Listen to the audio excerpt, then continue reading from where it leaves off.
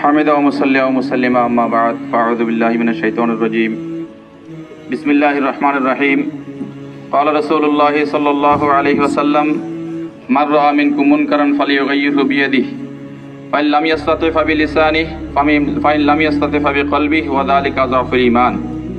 সময় অত্যন্ত সংক্ষিপ্ত। মুআজ্জাজ হাজিরিন, আমরা এখানে কেন জমা হয়েছি আশা করি আমাদের সকলেরই জানা আছে। আমি অত্যন্ত সংক্ষেপে তিনটা বিষয় কথা বলবো। এক নম্বর হইল দাওয়াত ও তাবলীগের মেহনত অতীতে ছিল, বর্তমানেও আছে, ইনশাআল্লাহ ভবিষ্যতেও থাকবে। তবে এখানে একটা কথা হইল, এই তাবলীগের মেহনতটা যিনি শুরু করেছেন, দাওয়াতে মুরাওয়াজা যেটা তাবলীগের জামাত, হযরত মাওলানা ইলিয়াস রহমাতুল্লাহি আলাইহি, তিনি আলেম ছিলেন। তার পরবর্তীতে যিনি হযরত ছিলেন হযরত মাওলানা ইউসুফ সাহেব রহমাতুল্লাহি আলাইহি, তিনিও বিশ্ববরেণ্য আলেম ছিলেন।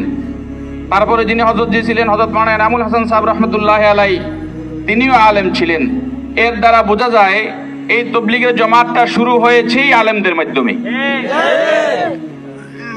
এই কথা বলার আমার একটা উদ্দেশ্য হইল, যেহেতু তাবলীগের জামাত শুরু হয়েছে আলেমদের মাধ্যমে, ইনশাআল্লাহ কিয়ামত পর্যন্ত চলবে তাও আলেমদের মাধ্যমেই।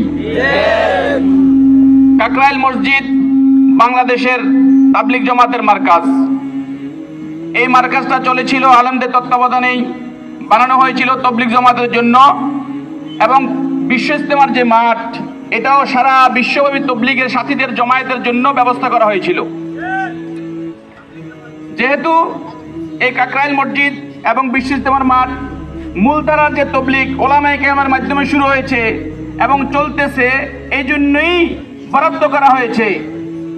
এখানে এতাতি নামক সন্ত্রাসীদেরকে পূর্বে যেভাবে আলেমদের কাছে ছিল, ইজতেমার ময়দান এবং কাকরাইল মসজিদ যৌক্তিকভাবে কিয়ামত পর্যন্তের জন্য যতদিন আল্লাহ তাআলা এই জমিনকে রাখেন ততদিন পর্যন্ত এই কাকরাইল মসজিদ এবং ইজতেমার ময়দান পূর্বের ন্যায় উলামায়ে কেরামের হাতেই থাকবে। দ্বিতীয় নম্বর কথা, আকীদা বিশ্বাসের দিক দিয়া আমরা সকলেই আহলুস সুন্নাহ ওয়াল জামাতের আকীদাভুক্ত। যতদিন পর্যন্ত সাদ সাহেব আহলুস সুন্নাহ ওয়াল জামাতের আকীদাভুক্ত ছিলেন, ততদিন পর্যন্ত আমরা তাকে মহব্বত করেছি, ভালোবেসেছি, মেনেছিও।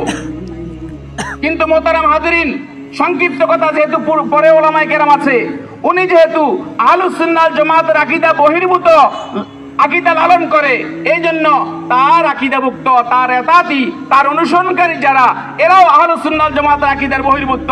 সুতরাং তাদের কোনো কার্যক্রম, যেহেতু তারা দাওয়াত মানে ডাকবে মানে উল্টা আকীদার দিকে ডাকবে, যেহেতু তাদের দাওয়াতটা উল্টা আকীদার দিকে, এই জন্য তাদেরকে বাংলাদেশের মধ্যে এই আকীদা দিয়া দাওয়াতের কার্যক্রম করার আর কোনো সুযোগ দেওয়া হবে না ইনশাআল্লাহ। আল্লাহ তাআলা আমাদের সকলকে তৌফিক দান করে।